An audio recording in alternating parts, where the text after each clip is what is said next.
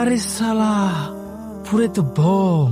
বস, এই যে বস, গাড়িটাকে আপনার, একটা সেলফি তুলি please. My dream car Mercedes 2022 না 23 বস।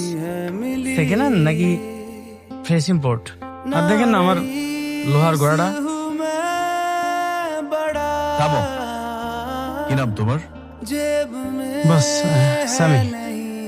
লিসেন সামি, আমাকে আজকের মধ্যে একটা জায়গায় পৌঁছাতে হবে।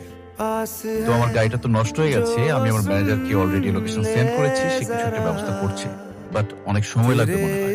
তোমার ওই লোহার ঘোড়াটা আমাকে দাও, তার বদলে এই গাড়িটা তুমি নিয়ে নাও। কইতেছেন বস? মানে মানে মজা করতেছেন না নাকি সিরিয়াস সত্যি?